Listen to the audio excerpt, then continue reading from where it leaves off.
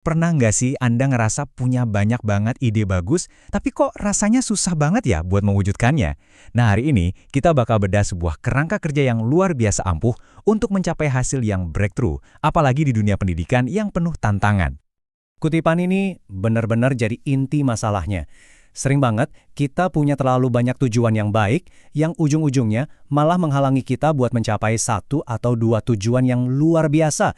Kita jadi sibuk ngerjain hal-hal baik, tapi lupa sama hal yang paling penting. Oke, biar lebih kebayang, kita kenalan yuk sama Pak Karl. Dia ini seorang kepala sekolah yang hebat. Rencananya itu detail banget, bahasanya keren, dan kelihatan sangat profesional. Tujuannya ada puluhan, dari ningkatin prestasi siswa sampai melibatkan orang tua. Kelihatannya sempurna kan? Nah, tapi inilah kenyataannya. Rencana hebat Pakal itu harus berhadapan sama yang namanya pusaran kesibukan atau whirlwind. Ini tuh semua hal mendesak yang nyita waktu dan energi kita tiap hari. Toilet mampet, orang tua ngomel, rapat dadakan, hal-hal inilah yang bikin tujuan-tujuan strategis tadi cuma jadi pajangan di kertas. Jadi, ini dia pertanyaan besarnya. Di tengah semua kekacauan ini, gimana caranya kita bisa benar-benar fokus dan ngeraih target yang paling berarti? Untungnya, ada sistem buat menjawab pertanyaan ini. Dan inilah peta jalan kita buat keluar dari pusaran kesibukan itu. Kita akan lihat 4 disiplin yang bisa mengubah rencana bagus di atas kertas menjadi hasil nyata di lapangan. Jadi gimana caranya kita ngelawan pusaran itu? Langkah pertama, dan ini mungkin kedengarannya aneh ya, adalah dengan melakukan lebih sedikit. Yap, Anda nggak salah dengar. Kuncinya bukan kerja lebih keras, tapi memfokuskan semua energi kita pada satu atau dua hal yang paling krusial. Dan ini bukan cuma omongan loh, ada datanya.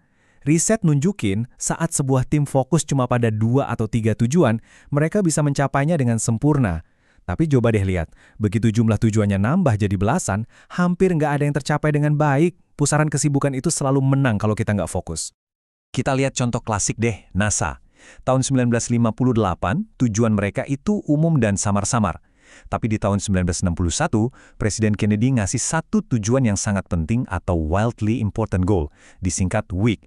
Tujuannya super jelas, fokus, dan bikin seluruh organisasi bergerak buat melakukan hal yang tadinya dianggap mustahil. Nah, jadi poin krusialnya tuh di sini. Sebuah WIG yang efektif itu harus bisa diukur. Formulanya simpel banget. Tentukan titik awalnya di mana, X, garis finishnya di mana, Y, dan kapan tenggat waktunya. Contohnya, meningkatkan tingkat kelulusan dari 45% menjadi 65% pada bulan Mei. Ini mengubah niat baik jadi target yang jelas dan bisa dieksekusi. Oke, punya tujuan yang sangat penting itu keren. Tapi, pertanyaan selanjutnya, apa yang harus kita lakuin setiap hari biar tujuan itu tercapai? Nah, disinilah disiplin 2 masuk. Kita harus fokus pada tindakan-tindakan yang punya daya ungkit paling besar.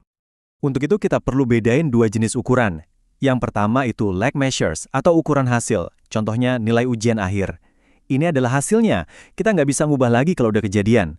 Sebaliknya ada lead measures atau ukuran pendorong.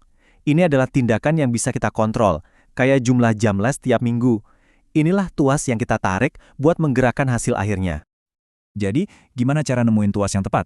Gampang, dia harus lolos 2 tes sederhana. Pertama, apakah tindakan ini bisa memprediksi hasil yang kita mau? Dan kedua, apakah tindakan ini sepenuhnya bisa kita pengaruhi atau kendalikan?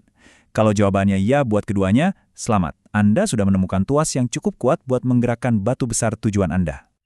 Oke, kita udah punya tujuan besar, udah nemu tuas buat mencapainya. Tapi gimana caranya biar tim tetap semangat dan terlibat dari minggu ke minggu? Nah, jawabannya ada di disiplin 3. Kita harus tahu skornya. Coba deh bayangin permainan sepak bola santai. Awalnya orang cuma nendang-nendang bola aja. Tapi begitu ada yang mulai ngitung skor, apa yang terjadi? Tiba-tiba, energi, strategi, dan fokusnya langsung berubah total.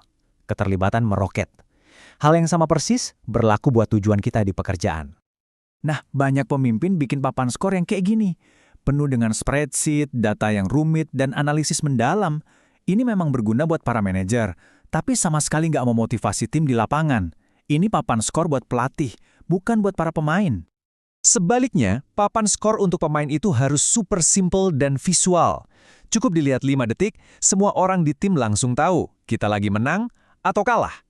papan skor ini bukan buat analisis yang jelimet, tapi buat memicu semangat dan mendorong kemenangan. Nah, ini dia, disiplin yang jadi lem perekatnya. Tanpa ini, 3 disiplin yang tadi bakal sia-sia. Disiplin 4 adalah tentang menciptakan sebuah ritme akuntabilitas yang teratur yang mendorong eksekusi secara konsisten, minggu demi minggu. Ini dilakukan lewat sesi week mingguan yang singkat dan fokus. Agendanya sederhana banget. Pertama, lapor. Apa yang sudah kamu kerjakan dari komitmen minggu lalu? Kedua, tinjau. Kita lihat papan skor, apa dampaknya? Ketiga, rencana. Apa 1 atau 2 hal paling penting yang akan kamu lakukan minggu ini? Sesi ini punya aturan yang ketat, harus singkat, rutin, dan yang paling penting si pusaran kesibukan, semua drama dan urusan mendadak dilarang masuk. Sesi ini cuma punya satu fokus, gimana caranya kita memenangkan permainan di minggu ini. Jadi, apakah kerangka kerja ini beneran berhasil di dunia nyata? Jawabannya adalah ya banget, dan dampaknya itu bisa sangat luar biasa. Lihat saja Alamo Colleges. Dengan menerapkan 4 disiplin ini, mereka berhasil meningkatkan tingkat kelulusan mahasiswa mereka hampir 400% dalam beberapa tahun. Ini bukan perbaikan kecil-kecilan, ini perubahan yang transformatif.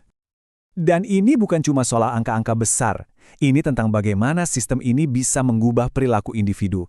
Kisah Mario ini luar biasa. Dia seorang siswa kelas 1, saking berkomitmennya sama week kehadiran kelasnya, sampai rela lari-lari di jalan cari tumpangan biar nggak absen.